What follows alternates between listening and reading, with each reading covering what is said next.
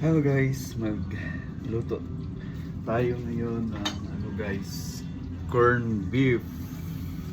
Lalagyan natin ng patatas yung corn beef natin yan guys. Ngayon, gisa-gisa muna tayo. Ayan.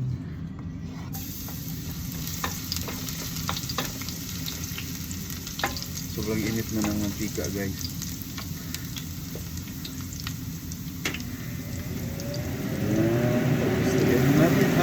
Sibuyas, pasensya na kayo sa background guys, medyo maingay kasi nakandar yung exhaust fan kasi pag hindi guys, ayari tayo guys, kuwang yung exhaust fan or I mean yung fire alarm,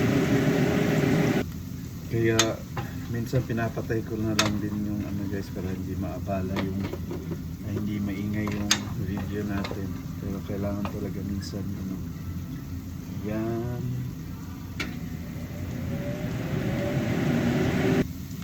okay na tong sibuyas at bawang guys. Ito isunod na natin yung patatas.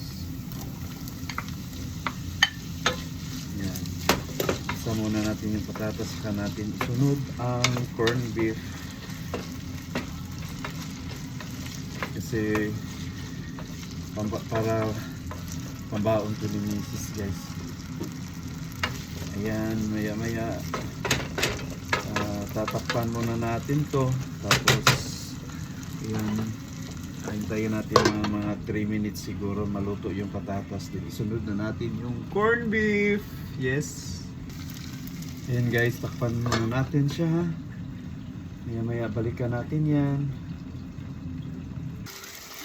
Ayan guys, ready na to. Ilagay na natin yung isunod na natin yung corn beef guys.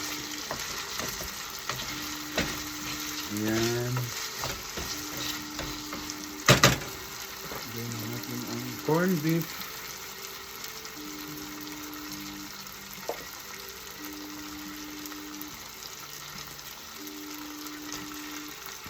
Request ni Mrs. to guys para pambaon niya. Sa akin kasi walang problema kasi libre yung dinner ko sa trabaho. Ayan. Ay, nalaglag ko yung isa. Tapos maglagay ako mamaya ng sibuyas guys na nakahiwa na parang siya. Yung bilog-bilog lang siya guys para mas maganda. Ayan guys. So tatakpan muna natin siya ulit. Hintayin natin maya na maluto siya guys, na lalabas yung mantika ng corn beef. Ayan, ganito lang din kasimple yung ulam namin guys. Mamaya maglagay pala ako ng asin mamaya guys. See you later. Yan guys, maglagay lang tayo ng konting asin. Saka pink salt yung gamit namin guys. Or meron din kaming iodized salt. Usually ito yung ginagamit ko talaga pang luto guys. Ayan. Lagay tayo ng konting asin. Kasi healthy yung pink salt guys. Ayan, halo-halo konti. Then maya maluluto na rin to. Pero mag-slice ako mamaya ng onion guys. Habang hinihintay ito na maluto konti. Ayan, hindi na ako maglalagay ng itlog dito guys. Ito na lang. Okay na to. Ayan, nag-slice muna ako ng onion. Takpan muna natin siya guys. Ayan. Maglagay pala ako ng black pepper powder guys para mas medyo may kunting anghang. Ayan, mas masarap pag maanghang. Ayan, halo konti.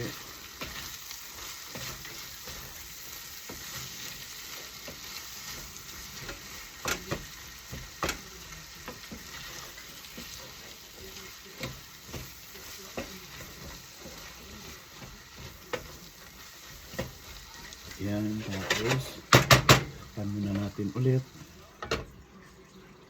Hintay tayo ng mga 2 minutes siguro. Hiwa tayo ng onion guys. Ganitong onion hiwa. Ayan. Ito yung last natin na ilalagay guys. Ayan, kailangan natin na siyang buhol-buholin para mas maganda.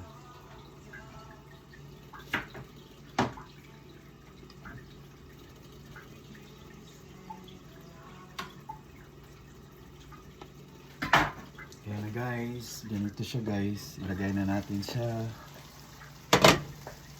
Lapit na itong maluto. Ayan.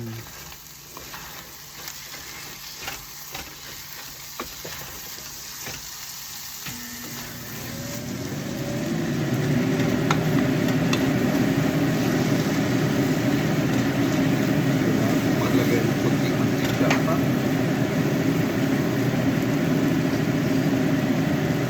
Olive oil yung gamit namin guys. Lagyan natin konti kasi parang wala siyang, medyo tuyo siya guys. Olive oil naman siya guys. Healthy naman yung olive oil gamitin guys. Ayan, siguro mga 2 minutes more luto na to guys. Ready na to. Okay, takpan natin. Yan guys, I think luto na to guys. Ready na. Yan. Masarap nating at simpleng lutong bahay guys na corn beef. Minsan lang kami nagluluto dito guys. Pag trip lang talaga namin kumain. Ayan. I think ready na to. Ayan na natin. Ayan guys oh. Ready na siya guys. Yes. Thanks so much guys for watching. Salamat guys for your support. Ayan yung luto natin na corn beef guys. Lutong bahay. Ayan. Thank you so much sa inyong suporta guys. Always. Lalo na sa ako ang mga followers po sa Facebook. Tikman muna natin siya guys, yung patatas. Pero luto na to for sure.